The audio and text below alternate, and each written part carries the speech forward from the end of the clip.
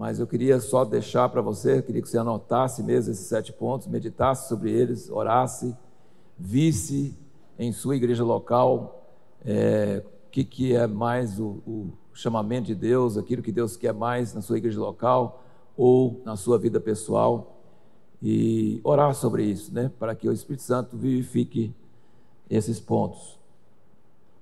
2015, publicamos um livreto chamado O Grande Abalo. Foi em 2015 que foi publicado esse livreto, que eu, num tempo de oração lá em Jundiaí, eu tive a nítida sensação de ver um muro de blocos caindo. Eu não sou de ter muita visão, nem sonho, mas assim, foi bem forte. E aí me remeteu para aqueles versículos de Ageu, e que são repetidos em Hebreus, onde ele diz que ainda uma vez hei de abalar todas as coisas. E aí o autor de Hebreus diz claramente que se ele fala ainda uma vez, significa que vai abalar tudo que pode ser abalado, porque nós vamos receber um reino inabalável. Então, o que é de Deus, o que Deus plantou, vai continuar, vai ter todos esses abalos, mas o que é de Deus, nem todas as forças do inferno poderão abalar, amém? Então, por isso, diante do cenário pessimista do mundo que nós vivemos, as trevas sobre a terra, nós podemos nos alegrar e sermos otimistas, porque o que é de Deus não vai ser abalado. Um exemplo disso é a China, né? Eles expulsaram e mataram os pastores, prenderam, eles expulsaram os missionários, foram os primeiros a sair fora do país, não deixaram a Bíblia na mão do povo, não tinha prédios, e no entanto a igreja não só sobreviveu, mas multiplicou, porque tinha pessoas que já estavam acostumadas a reunir em casas, e tinha algo que Deus tinha plantado, e não as instituições humanas. Então, nós estamos para entrar numa época muito escura da história, e já está acontecendo coisas muito rapidamente. Não sabemos quando virá a próxima epidemia, que já estão chamando de X. Não sabemos quando irromperá uma guerra que vai afetar todas as economias do mundo. Qualquer momento, Deus segura, Deus faz, mas isso não deve nos atormentar, deve apenas nos levar a ser sóbrios e saber que Deus está abalando todas as coisas, e o que é inabalável não vai ser abalado, amém? Então, o que ele não plantou, ele vai arrancar. O que está escondido virá à luz. O que nós achamos que é grande coisa, vai cair. E ele diz que ele vai começar o abalo na sua casa. Então, gente, a gente não deve ficar olhando para outros ministérios, outras coisas, e falar assim, puxa, não sabia, como que está acontecendo isso? Nós devemos ter temor, porque tudo que nós fizermos, que não for Deus que plantou, será abalado também, tá? E será derrubado. Então, tem muita coisa até boa, mas Deus não tem dó de abalar o que Ele não plantou, tá? Então, tem muita coisa que o homem tenta ajudar Deus e acha que é bom e começa a idolatrar aquilo, e Deus simplesmente chuta, né? Derruba. Então, isso está acontecendo, gente, isso está acontecendo, e na igreja talvez vai acelerar mais ainda. Então nós precisamos estar atentos para isso e não dizer, ai, a igreja está perdendo, a igreja está assim, sendo derrubada, o diabo está ganhando. Não é. O diabo pode usar essas coisas, mas Deus está no controle e Ele está governando, e se tem coisa escondida em nossa vida, que venha à luz logo. É isso que Jesus falou, porque tudo que foi falado às escondidas será proclamado dos telhados, entendeu? Então a gente precisa ter temor de Deus e não ficar pensando sobre outros ministérios, mas ficar sobre nós mesmos, tá? Então o juízo começa pela casa de Deus. Isso é o primeiro ponto do 7, tá? Deus está abalando todas as coisas e começa pela igreja, e isso já está acontecendo. Em ministérios preciosos, ministérios maravilhosos, ministérios que Deus usou, Ele está permitindo que caia por terra a estrutura, mas não aquilo que Ele mesmo usou esses ministérios para ensinar, para assim, levar pessoas a experimentar. Não, o que é de Deus permanece, o que é do homem vai cair e não vai permanecer. O segundo ponto é o seguinte: nós estamos numa época pré-maior avivamento da história. Em Joel capítulo 2 diz: e acontecerá depois que derramarei o meu espírito sobre toda a carne. E quando isso é citado em Atos 2, Pedro diz: e acontecerá nos últimos dias. Então Joel diz que acontecerá depois, e Pedro diz que acontecerá nos últimos dias. E se você olha a passagem, ele diz que vai haver sinais no céu, e o grande e terrível dia do Senhor, é um monte de coisa. Então esse derramamento de Joel começou a acontecer no dia de Pentecostes. Pedro disse com autoridade: isso é o que foi predito pelo profeta Joel. É uma palavra meio ousada, mas ele teve o poder do Espírito Santo para dizer isso. Assim como Jesus entrou naquela sinagoga em Nazaré e leu um trecho de Isaías, leu um trecho e parou no meio do parágrafo e sentou e disse: hoje essas palavras se cumpriram aos vossos ouvidos. Se ele tivesse continuado a ler, ele não estaria falando a verdade, porque o resto da passagem, Isaías, fala sobre a segunda vinda. Mas ele parou, leu e parou e disse: hoje se cumpriu essa escritura aos vossos ouvidos. E Pedro disse, levantou no dia de Pentecostes, e falou assim: isso vocês estão zombando, achando esquisito, rindo deles, achando que eles estão bêbados, isso é aquilo que Joel falou nessa passagem. Vai voltar essa autoridade para a igreja em algum momento, ainda não voltou. Meu pai vivia a vida toda, e eu poderia resumir a vida dele numa declaração que é o seguinte: isso não é aquilo, não é original. Teve vários profetas que vieram dos Estados Unidos, Kent Newman, Jack Chisler, vários homens de Deus, e eles olhavam o que estava acontecendo no Brasil, olhavam muitas coisas maravilhosas que estavam acontecendo nas comunidades, um movimento de Deus, uma coisa maravilhosa, acompanharam de perto e disseram: isso não é aquilo. Então tem muita coisa boa que nós fazemos, muita coisa que nós fazemos que ainda não é aquilo, porque quando for aquilo, vai ter sinais seguindo e vai ter Deus assinando embaixo.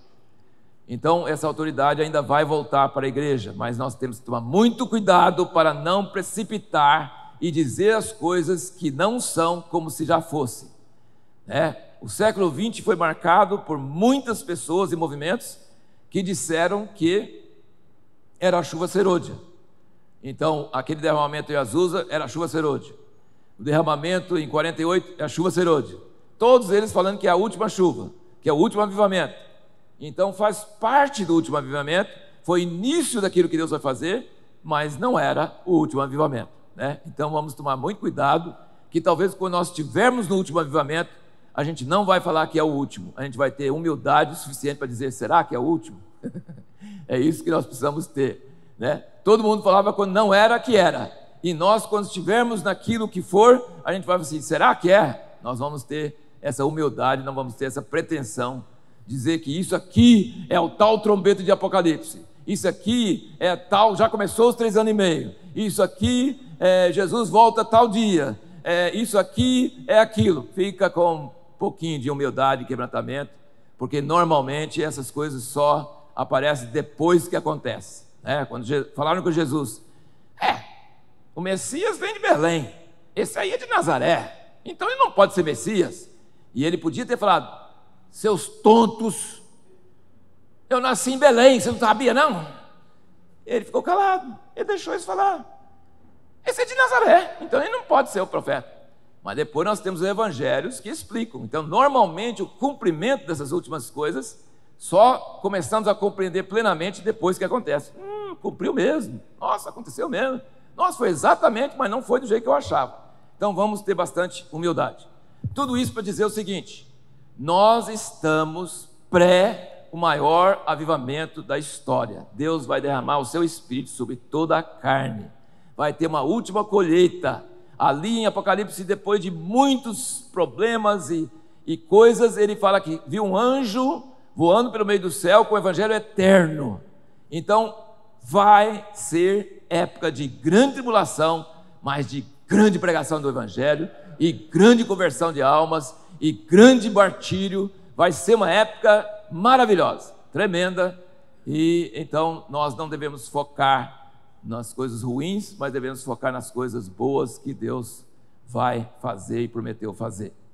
Mas o que eu quero dizer nesse segundo ponto é o seguinte: tem algo que nós precisamos fazer em preparação, tem algo que nós devemos fazer agora, e nós não devemos, o que mais me atormenta é pensar que nós podemos olhar para trás e falar assim: poxa, se eu tinha aproveitado aquele tempo, a gente teria aproveitado melhor essa chuva. Se tivesse aproveitado melhor esse tempo, muitas pessoas que ficaram escandalizadas, apostatadas, não teriam feito. Se nós tivéssemos aproveitado o tempo, remido o tempo, porque eles remiam o tempo, porque os dias são maus. Então, gente, nós não podemos ficar passivos, nós não podemos ficar parados, nós temos que gastar toda a nossa energia, toda a nossa força, para fazer aquilo que nos compete, porque o avivamento compete a Deus, amém? A chuva vem dele, ele que determina. Agora, se você não ara a terra, se você não faz reguinhos para a água correr, se você não planta semente, se você não cerca para não entrar animais, se você não cortar as ervas daninhas, a chuva vem, em vez de ser uma bênção, é uma enxurrada, é uma enchente, é um lugar, é uma coisa que estraga. E esse último avivamento não vem para estragar, ela vem para manifestar os filhos de Deus, amém? Aquilo que ele plantou na primeira vinda de Cristo vai aparecer na terra antes da volta de Cristo. Então nossa expectativa não é em primeiro lugar a volta de Cristo, porque diz ali em Romanos 8, toda a expectativa, a ardente expectativa da criação, aguarda a manifestação dos filhos de Deus. A criação não está aguardando a volta de Cristo, está aguardando a manifestação dos filhos de Deus. Porque se Jesus volta e o que ele plantou não deu fruto, é uma decepção imensa. O diabo fala assim: você podia mesmo, você podia voltar a qualquer hora que você quisesse, e aí você tem todo o poder, mas você não conseguiu. Essa raça aí, essa raça de Adão não tem cura. Você morreu e não tem solução. Eles continuam pecando, continuam dividindo, continuam entrando no escândalo. Eles continuam se orgulhando. O Senhor dá um pouquinho de unção e já começa assim, vai descer. Entendeu? Eles começam a fazer as coisas. Então, Deus não vai dar esse prazer para o diabo, não, tá? Ele está esperando. Ele diz que sujeitou a criação à vaidade, à corrupção, na esperança de que a própria criação será redimida pela manifestação dos filhos de Deus, amém? Ele plantou uma semente de milho. Quantos de vocês já viram uma semente de milho? Ou só viram a pamonha? Não, o milho tem uma semente bonita, inclusive. Você planta a semente, ela estraga, ela perde, ela não serve mais para comer. Se você arrancar ela, não serve mais para plantar, ela não serve para mais nada. A semente morre, mas ela brota, e ela não brota a mesma aparência daquela semente, ela brota uma coisa totalmente diferente. E ela vai crescendo, e vai crescendo, e vai crescendo. Quando chega no fim, não cortado antes da hora, quando seca, sabe? Quando seca, quando fica feio, quando fica toda aquela coisa marrom, você vai lá, cada semente de milho, no mínimo uma espiga, normalmente 2 por pé, às vezes, se for muito bom, 3. Cada espiga tem mais, eu não vou falar o número agora porque eu não lembro desses números, mas é muitas sementes. Como são essas sementes? Iguais à semente que foi plantada. iguais. Então é isso que Deus está esperando. Ele vai ter uma igreja gloriosa, ele vai ter um povo como Jesus, e ele vai ter um povo que vai receber unção e poder, e não envaidecer, e não cair em pecado, e não cair em orgulho, e não procurar lucro, e não dar crise nervosa. Ele vai ter pessoas que aguentam o poder de Deus sem contaminar. Vocês creem nisso? Essa é a nossa causa, tá? Essa é a nossa causa. Nós não estamos esperando ser arrebatado e voar e ir para o céu e sumir. Não, nós estamos esperando aparecer aqui na terra para manifestar Jesus aos homens e ser a esperança da criação. Então, esse odre, essa terra arada, esse negócio que a gente precisa fazer antes da chuva, o que é isso? Isso é algo que nós devemos estar trabalhando hoje. Chama relacionamentos de aliança. Chama uma igreja não fundada em reuniões, mas uma igreja mundial, internacional, ligada por amizades, ligada por cordas de amor, ligada por relacionamentos como Jonatas teve com Davi. Davi voltou de destruir o gigante, a alma de Jonatas ligou com ele. Eu tenho experimentado isso em meu ministério, esses anos todos. Tem pessoas que Deus liga a gente, não é a gente que liga, é Deus que liga. E essas ligações estão acontecendo agora internacionalmente. Essas ligações são o que vai nos proteger de cair em escândalo, em pecado. Essas ligações é que vão formar um odre para receber esse vinho que Deus vai derramar. E nós precisamos arar, fazer as trilhas, aquelas valetas para a água correr. Nós precisamos semear. Se é tomate, se é uva, tem que fazer as estacas para eles poderem subir. Tudo nós temos que fazer a parte do agricultor. Essa é a nossa tarefa hoje. É isso que nós temos que estar fazendo. Deus não vai ter grandes heróis da fé hoje, não vai ter grandes astros, não vai ter grandes personagens. Ele vai ter um corpo, ele vai ter um corpo, pessoas falhas, pessoas que precisam ter alguém enfiar o dedo na cara e falar: você está errado, desce, menos. Ele vai ter um grupo de pessoas que se conhecem, que se respeitam, que sabem os dons uns do outro, que sujeitam a Cristo do outro, mas não sujeitam só porque a pessoa tem um título, ou porque ela é superdotada de um dom maravilhoso e tal. Sabe, vai ter gente que a sombra cura, vai ter gente que a sombra cura, mas essa pessoa vai ser humilde, ela vai ser chamada a atenção quando ela começa a orgulhar. Ela vai falar com o Pedro: não olha para mim não, que eu não tenho nada, eu sou apenas um jumentinho que carregou Jesus, mas se eu entrar em Jerusalém sem Jesus, eu sou apenas um jumentinho. Você entende? O jumentinho achou todo mundo assim: nossa, estão me elogiando, estão falando isso, estão falando aquilo. Não, era quem estava montado nele. Quem leu a história de Nárnia sabe daquela guerra lá, que a Lucy estava lá com aquele canivetinho dela assim, e todos aqueles bichos horríveis na frente, e os bichos tudo assim. Ela falou assim: meu Deus, o que é esse canivete? Ela não sabia que atrás dela estava o Aslan, né? Então, nós não somos nada. E quando o povo de Deus entende que nenhum homem ou mulher é nada, e Deus espera para a gente ser mais nada para Ele poder nos usar, sabe? Moisés era valente, depois fugiu, 80 anos, e falou assim: eu já não era bom quando era novo, quando eu estou velho, então manda outro. E Deus falou assim: você não é nada mesmo, mas eu vou com você. Essa é a diferença, entendeu? Então esse odre, esse receptáculo, se a gente tem só um pinguinho de unção, se a gente tem só um pinguinho de graça, se a gente tem só um pinguinho de sucesso, nós estamos administrando isso certo? Nós estamos cuidando uns dos outros? Nós estamos zelando por nossas amizades mais do que sucesso? Nós estamos cancelando eventos, cancelando coisas que vão promover nosso ministério a favor de conservar um irmão, outro irmão, um relacionamento que vale a pena?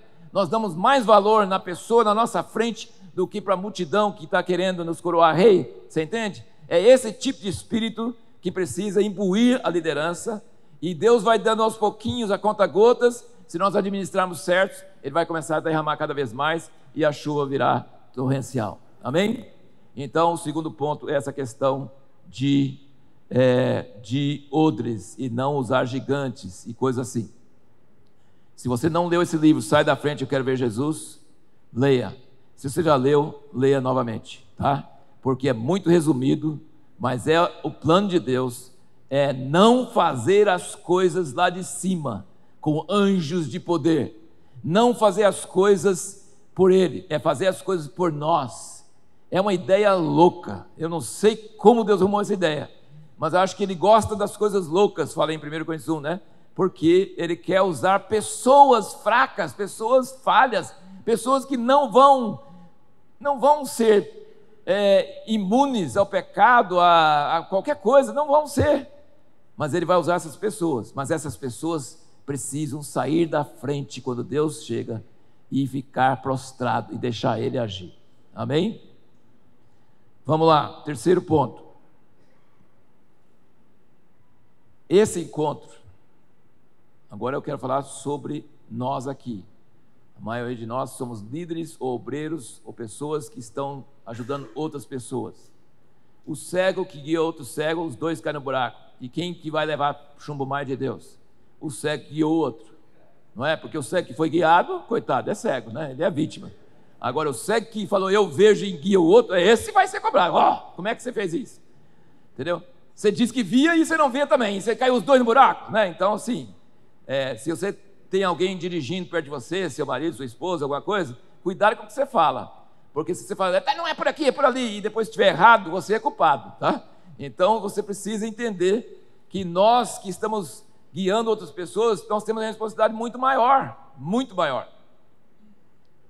Então, para nós aqui, eu tenho falado com os palestrantes que vão falar nesse encontro, nós não queremos aqui estudos bíblicos, nós não queremos um ensino bíblico genérico, todo mundo sai falando, nossa, que palavra maravilhosa, e vai para casa e a igreja continua a mesma coisinha que era antes, ano após ano após ano. Eu não estou dizendo que o ensino da palavra é dispensável, precisa, mas esse grupo aqui já tem muito ensino da palavra. Se falta, faz o curso da convergência ali, doutrina e devoção, tem muitas ferramentas, tem muitos meios de você aumentar o ensino e aumentar seu estoque, tem o CPP, tem vários cursos aí, coisas, né? Não tem problema. Mas esse encontro nosso, nós queremos que Deus fale conosco para mudar coisas na nossa família, na nossa igreja, na nossa vida. A gente não quer ouvir uma palavra boa e saber que palavra boa, mas não muda nada. Nós queremos que o pneu do carro não fique girando em falso ali na oficina, em cima dos cavaletes, não. Nós queremos que o pneu chegue no asfalto e comece a andar. Mas pode furar? Pode. Pode gastar? Pode. Mas pelo menos está andando, né? Pelo menos está andando. Então assim, eu pedi para todos os preletores que nós sejamos práticos, que nós coloquemos pingos nos is, cruzemos os T's e falemos, gente, quando nós falamos de igreja caseira, é isso. Quando nós falamos de culto doméstico, é isso. Quando nós falamos sobre relacionamento, é isso, tá? Então, você não precisa fazer igual está falando. Você não precisa copiar ninguém. Não tem uma fórmula, mas pelo menos você sabe o que nós estamos fazendo e você vai levar diante de Deus e vai pensar o que é que Deus quer que você pratique na sua igreja local. Então, em síntese, eu não quero generalizações, eu quero coisas específicas, práticas, claras, e é aí onde surgem os problemas, tá? Tinha um livro dos irmãos ingleses chamado Ministério do Profeta, e ele diz a diferença entre o dom do mestre e o dom do profeta. E aí ele mostra uma pedra toda feia, e chega o mestre, e ele desenha na pedra com giz a imagem de Cristo. E todo mundo aplaude, mas vai ficar bonito, mas é maravilhoso, mas isso é tremendo, né? Então, mestre que ensina a palavra não ameaça ninguém. Pessoa que a gente dá curso na internet, tudo isso é interessante, é útil. Não estou desprezando o ministério do mestre, estou só dizendo a característica. Ouvir a palavra, nós temos muitos jovens hoje que são peritos em escatologia, peritos mesmo, né? Leem tantos livros que eu nem sei o começo dos livros, né? Então eles sabem discutir, sabem debater, eles têm muito conhecimento, mas isso não é pneu no asfalto. Isso não significa que você sabe viver com sua esposa, criar seus filhos, não significa que você sabe pastorear uma igreja, não significa que você sabe evangelizar, significa que você sabe discutir teorias que você mesmo não tem nada aqui na prática agora para poder fazer. Então o mestre é importante? Eu não quero que ninguém saia daqui falando que eu não acho que o ensino da palavra é dispensável, que não precisa disso, que o mestre não é necessário, que não é necessário ler esses livros de escatologia. Eu não estou dizendo nada disso. Eu estou dizendo que o perigo é de a gente ficar só nisso. E aí eles falam assim, o mestre vem, desenha a imagem de Jesus na pedra feia, e a pedra, glória a Deus, que coisa maravilhosa, e todo mundo elogia e fala, né, maravilhoso. Mas chega o profeta, né, Coelho, né, assim, de vez em quando, eu não sei qual que você é, mais mestre ou mais profeta, eu não sei. Ultimamente acho que você é mais mestre, porque todo mundo está aplaudindo, né, mas vai chegar a hora, não sei.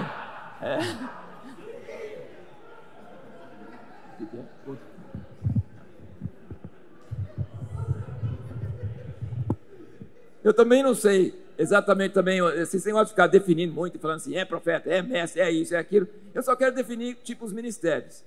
Quando chega o profeta, meu filho, ele não chega com giz, não. Ele chega com marreta e aquele negócio que eu não sei falar. Taiadeira. E ele vai em cima das marcas de giz. O giz é importante, você não ia saber onde mandar a marreta. Mas a pedra, em vez de falar assim, glória a Deus, ela fala assim, ai, ai, ai. E quem leu Verdadeira Comunhão, ali é um livro de ai, ai, ai. Tá? É a mesma coisa de ouvir meu pai falando. É a mesma coisa de ver as experiências que nós tivemos. Se você começa a praticar a igreja na casa e praticar uma família na ordem de Deus, e o pai como profeta, sacerdote e rei, dá quiprocó pra caramba. Ensinar é bonito, curso é bonito, fazer é caro. Fazer é caro. Fazer é caro.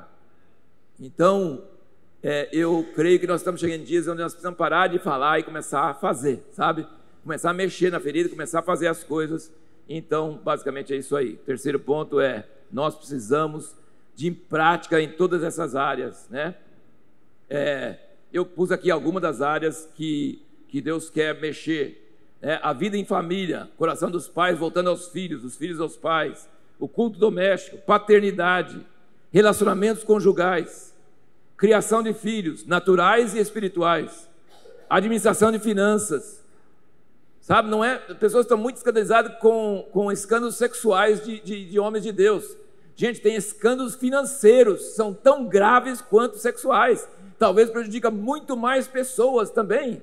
Não tem maior ou menor, mas gente, não é só escândalo, a pessoa pode ser perfeita, pode ser santo na área sexual e ser uma droga na área financeira, devendo, dando escândalo, usando dinheiro inadequadamente, tirando lã das ovelhas e deixando as ovelhas passar falta, uma série de coisas que são condenados na Bíblia, entendeu? Então não é só escândalo sexual, escândalo financeiro, escândalo de poder, de fama, sabe? Então, todas essas coisas, nós precisamos botar o dedo e falar mesmo. Não precisamos dar um nome para os bois. Para de ser genérico. Começa a falar sobre essas coisas. Finanças, cuidados com a saúde física. Nós precisamos zelar do templo do Espírito Santo. Eu fiquei impressionado com o John Noble, que foi um inglês que veio aqui muitos anos atrás. Ele é exatamente 20 anos mais velho do que eu. Nós pusemos a foto dele numa capa da revista Impacto. Ele gostava, o hobby dele era olhar passarinhos, e aqui no Brasil tinha muitos, então lá em Sorocaba, no encontro, ele estava lá com telescópio, sei lá, não é nem, sei lá o que é aquilo, é observador de passarinho, mas é uma coisa... Ele estava lá. Mas ele disse que o colega do ministério dele também, os dois são autores de livros, os dois nos abençoaram demais. Os dois foram pioneiros no movimento da igreja nas casas, na Inglaterra. Eles eram pioneiros na época dos 80. E ele é um precioso homem de Deus, está com 20 anos mais do que eu, está com 87 anos hoje. Ele falou comigo o seguinte, ele falou assim, eu falei com meu colega, que era Gerald Coates, que é também um homem de Deus maravilhoso, um homem profeta, inclusive esse livro, o Ministério Profeta, tem artigos do Gerald Coates lá nesse livro. E ele falou assim, mas eu falei com ele que precisa zelar da saúde física, que não pode passar muito do peso, né? Todos os gordos aqui me perdoam, mas eu vou falar sobre isso. A gente precisa zelar. Ele falou assim, a gente precisa zelar. Ele falou, eu não esqueço disso. Ele falou, eu falei com ele que precisava zelar, mas ele não zelou. Aí eu tive na igrejinha deles, 30 pessoas, numa escola lá, estive lá 2 vezes, em Inglaterra. E esse irmão precioso de Alcoço está lá, mas ele, acho que mais novo que de novo, já está com o Senhor. Ele não cuidou da saúde, ele morreu de diabetes, de várias outras coisas que tinha, entendeu? Então a saúde física, gente, nosso corpo é santuário do Espírito Santo. Nosso corpo vai ser ressuscitado no último dia. O corpo é importante, tá? Então a gente precisa zelar, investir para que nós não perquemos a nossa saúde ou a nossa vida antes da hora.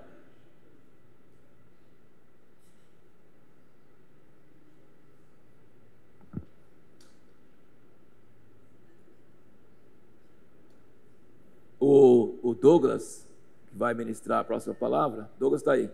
Ele citou um livro, acho que é o título de um livro, né, Douglas? Acho que é um título de um livro, From Wow to How. Ah, tá. Então, é o tema de uma conferência. Os americanos são muito bons para isso. O tema era assim, From Wow to How. Exatamente o que nós estamos falando sobre o Mestre. Uau! Imagem de Cristo. Jesus volta. Igreja gloriosa. A besta. 3 anos e meio, 7 anos, tribulação, vozes e trovões, né?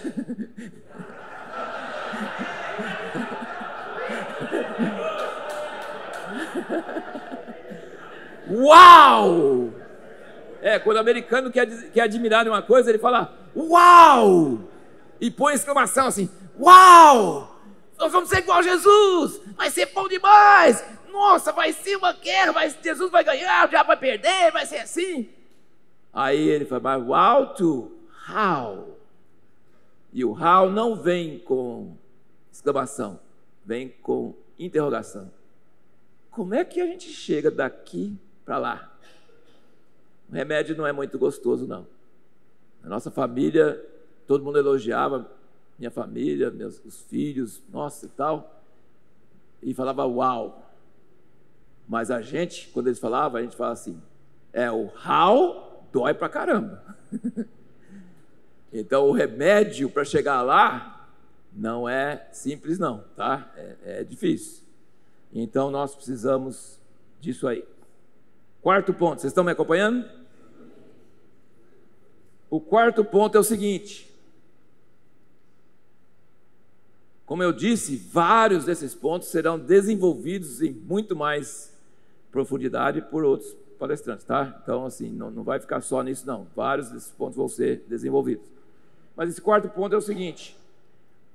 As pessoas, de modo geral hoje, não sabem ir a fundo em qualquer assunto. Eles não sabem ler um livro de capa a capa. Eles não sabem valorizar o pensamento de uma pessoa que é da esquerda, por exemplo. Ele é da direita, ele não sabe valorizar da esquerda não sabe valorizar da direita. Ele não sabe pensar, será que tem razão em alguma coisa? Eles são torcedores.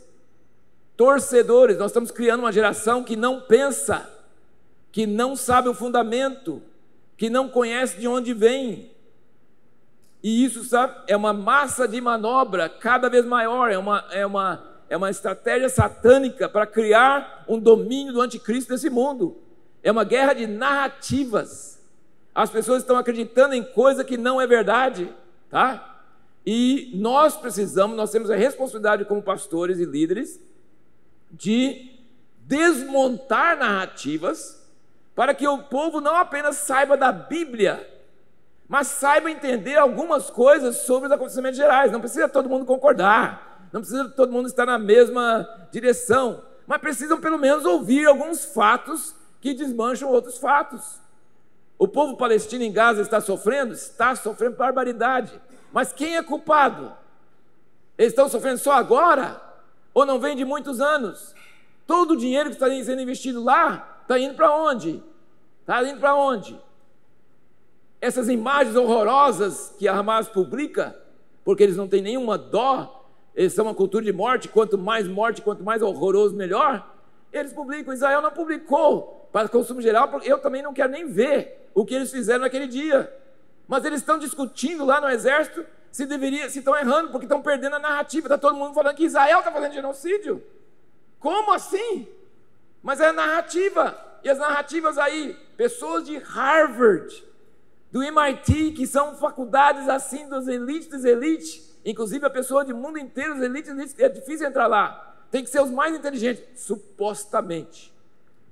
Vão para a rua defender os palestinos, falando do rio para o mar.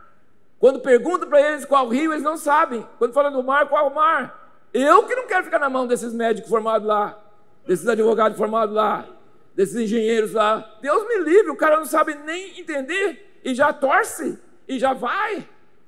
Entendeu? Então, nós precisamos realmente tomar cuidado para a igreja não ficar como uma avestruz, cabeça na areia, o mundo que se lasque. Vamos falar da Bíblia, vamos falar dos versículos, vamos ensinar e vamos ignorar o que está acontecendo no mundo, vamos ignorar todas as notícias que estão saindo. Não podemos ignorar. Nós não temos o dever de convencer todo mundo a pensar igual a gente, não temos nenhum dever de fazer isso, mas nós temos o dever de apontar furos, de colocar dúvidas, de colocar outros fatos e fazer a pessoa sair coçando a cabeça e pensando. Isso nós temos dever.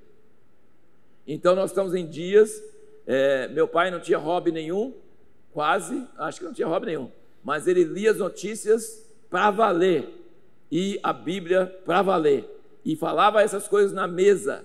E eu fui criado ouvindo as notícias, ouvindo a interpretação das notícias, e ouvindo a Bíblia, e comparando, e pensando, e indagando, né? Eu sempre digo, história e geografia são as matérias mais proféticas que existem, porque estão falando da Terra, do planeta Terra, onde ficam os países, o que aconteceu nesses países, e o plano de Deus está acontecendo na Terra, no meio das nações. Então a gente precisa saber história e geografia, a gente precisa ter um contexto.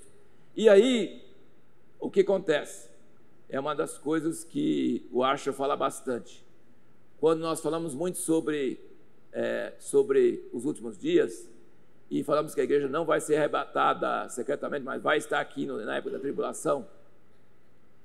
E aí as pessoas ficam assim, mas não vai poder comprar nem vender, vai ter isso, vai ter aquilo, e onde a igreja vai estar, e como é que vai estar, e essas coisas todas. Ele fala assim, não foca nas coisas negativas, tem coisas muito boas, tem avivamento, a última colheita, e a volta de Cristo, e o reino milenar de paz.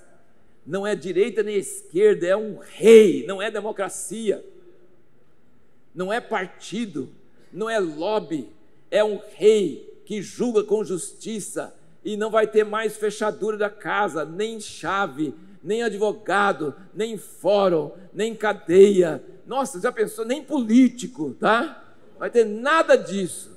Vai ter um governo sacerdotal. A lei sairá de Sião. Então, nós precisamos começar a pensar sobre essas coisas. Nós precisamos pregar as boas novas do reino, mesmo que sabemos que vem problemas, mas nós precisamos falar assim, armem-se, não vai ser, né, o avião vai dar um monte de coisa, vai parecer que vai cair, mas vai descer, vai chegar, vai ganhar, já está decidido. Então são as boas novas do reino. Sejam sóbrios, não vai ser fácil, vai ser duro, vai ser difícil, se não encurtasse até os eleitos cairiam, vai ser coisa dura, mas ele já ganhou e ele vai ganhar, e nós temos que pregar o evangelho do reino. Ele vai reinar. Então nós só vamos governar, né? Nós só vamos sobreviver se nós tivermos esse ponto de vista de fé. Ponto número 5.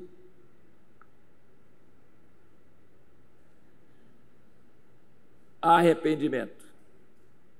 Nosso arrependimento é tão raso, tão superficial, que não vai vir avivamento sem profundo arrependimento, ou junto com profundo arrependimento, né?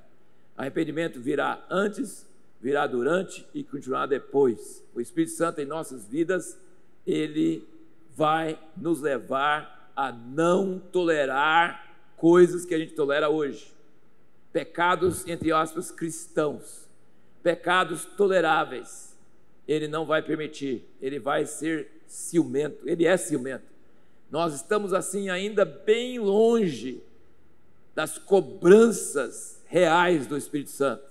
Ele vai sentar como refinador de ouro e vai depurar os filhos de Levi até que saiam sacerdotes maravilhosos, entendeu? Então, gente, prepare-se, amarra o seu cinto e prepare-se para ser desmontado por Deus, por coisas que você achava que não tinha problema, por coisas que você achava normal.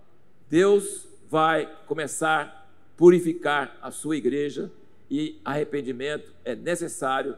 Não vai ter a imagem de Cristo em muitos filhos sem ter arrependimento profundo. Não vai ter.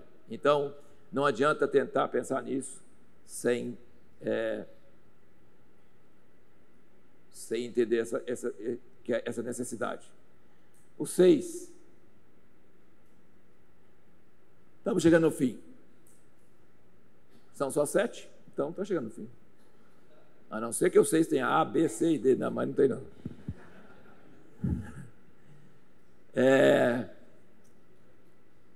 Aquilo que o Vitor, Rei dos Reis, falou hoje de manhã, sobre a unidade da igreja, não vai ter a volta de Cristo sem nós experimentarmos uma unidade que nós nunca experimentamos. Então nós precisamos entender isso. Nós precisamos entender isso e assimilar isso em nossa prática de igreja na cidade. Um bom passo inicial é você começar a saber o nome dos outros pastores na cidade. É você começar a ir visitar o pastor na cidade e saber qual a necessidade dele. Saber qual o projeto social que está fazendo que você não precisa fazer. Você pode investir no projeto social dele. O mundo precisa olhar para nós e falar assim: o que esses caras ganham com isso? Eles precisam falar assim: o que eles ganham com isso? Não ganha nada. Eles precisam parar de construir nossos reinozinhos. Nós precisamos começar, na prática, mostrar para que o mundo olhe e fale assim: como eles se amam. Podem não concordar, podem não conseguir trabalhar na mesma igreja juntos, mas eles se amam, eles dão a vida um pelo outro, eles são de família mesmo, eles são irmãos mesmo. Então, essa unidade, ele precisa acontecer. E eu não, acho que muitos de vocês estiveram, mas muitos não estiveram. No dia 23 de setembro, no ano passado, tivemos uma reunião de Assembleia Solene e não foi gasto um centavo de alguém para isso. Foi tudo voluntário. O local foi cedido, as bandas viajaram de graça, a organização, tudo foi voluntário. Pessoas de várias partes do país, pessoas de várias procedências, inclusive alguns dos preletores falaram só 20 minutos, não era para enfatizar em preleção, não era nada disso.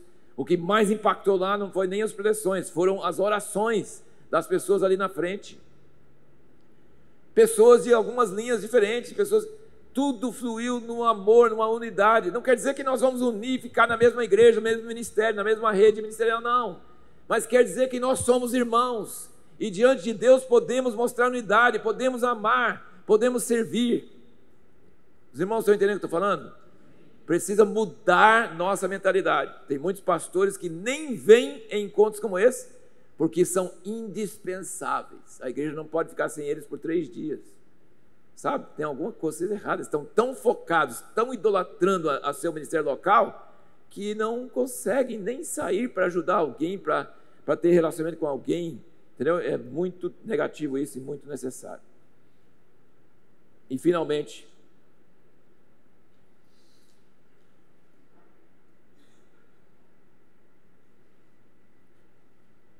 antes de passar para o próximo, esse aqui sobre Israel, acho que o Vitor vai nos falar bastante ainda sobre isso, mas esse livro acabou de ser lançado, A Controvérsia de Sião. Eu tinha lido em inglês, estou terminando de ler em português. É um livro que parece que foi escrito para esses dias. Você pode não concordar com todos os pontos de vista dele, mas ele tem versículos a rodo aqui, é super embasado, é super profundo, e é como se fosse hoje, para você entender o drama de Israel, a diferença entre o Estado de Israel e o povo de Israel, o drama do retorno deles e do holocausto e do plano de Deus para Jerusalém e todas as coisas que Deus vai fazer. Então, eu indico fortemente esse livro para você ler, meditar, orar e pensar, porque ajuda a desmontar muita narrativa, inclusive evangélica, teológica, errada sobre a Bíblia, tá? É muito importante, que eu acho fundamental, tá? Então assim vai minha indicação para esses dias que nós estamos vivendo. O ponto número 7, e eu poderia, acho que, Eduardo, pega o Evangelho da Chave de Casa, que aí o último ponto, número 7. A igreja precisa ser preparada, e não assim na mente só. Ela precisa ser preparada na prática para sobreviver sem templos, locais, salões de reunião e sem redes sociais, porque são as coisas que vão ser primeiras coisas que vão desaparecer na perseguição, sabe? A perseguição vai tirar essas coisas. Então, nós precisamos desde já, enquanto nós temos salões, enquanto nós temos redes sociais, obrigado, nós precisamos usar essas coisas. Não devemos deixar de reunir todo o povo, deixar de fazer eventos como esse, deixar de usar as redes sociais. Não, são ferramentas que Deus está usando. Não é isso não. Mas até que ponto as pessoas dependem disso e acham que isso é a igreja? E a hora que tirar essas coisas, acabou a igreja. Não! Nós precisamos fortalecer a consciência dos irmãos de que a igreja não é nem a reunião na casa, é a vida das pessoas que se reúnem na casa, é os relacionamentos, é olhar olho no olho, porque é possível ter uma reunião na casa onde a pessoa convive 20 anos e não sabe que o casal está às turras e vai divorciar, ou não sabe que o cara está arrumando muitas dívidas, ou não sabe que os filhos dele não estão sendo criados certo, vão dar uma dor de cabeça lascada quando chegar na adolescência, entendeu? Nós temos um monte de coisa que é possível reunir na casa e mesmo assim não ser igreja. Então nós precisamos pensar assim como liderança.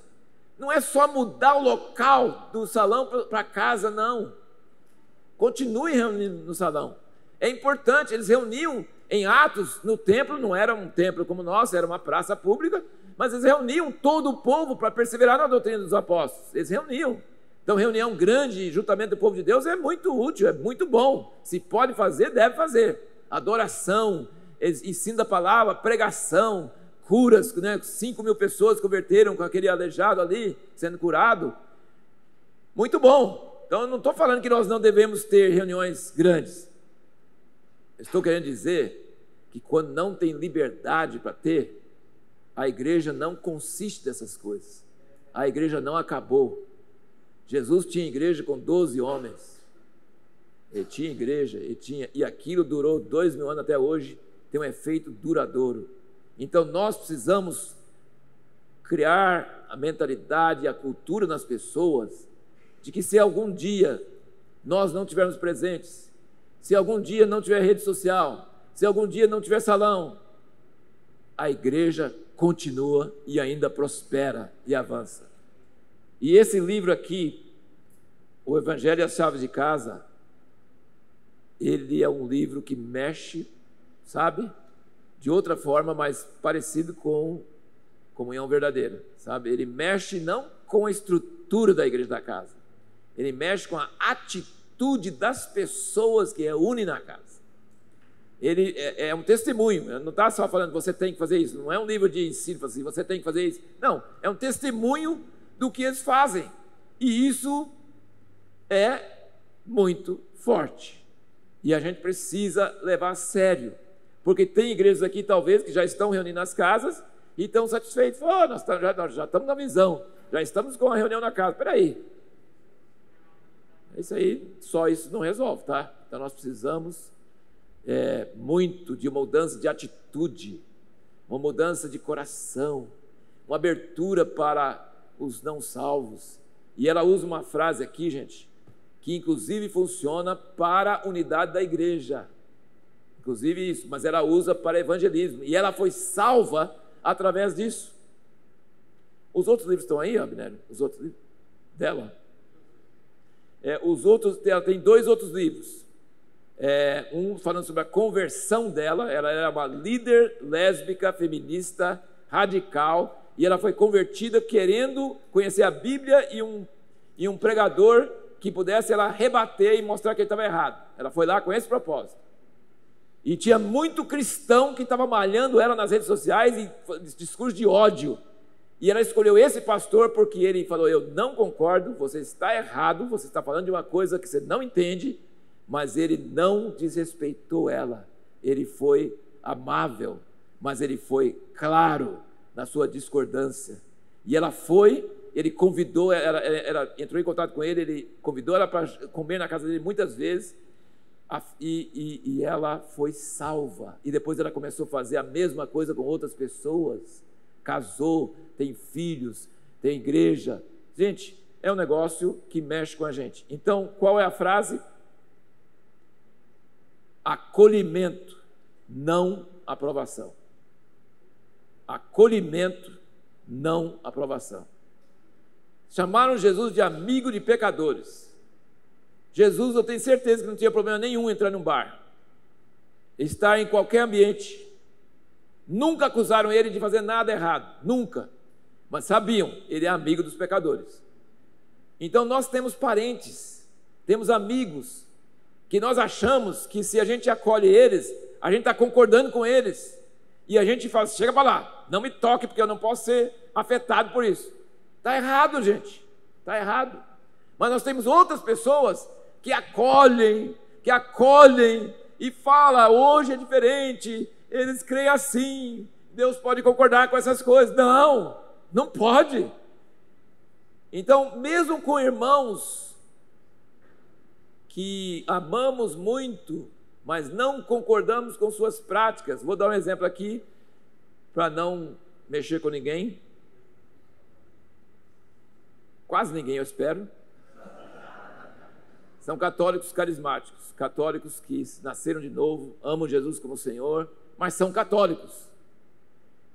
Eles são nossos irmãos, nasceram de novo. Se Deus aceita eles com essas coisas deles que a gente não concorda, quem sou eu para rejeitar?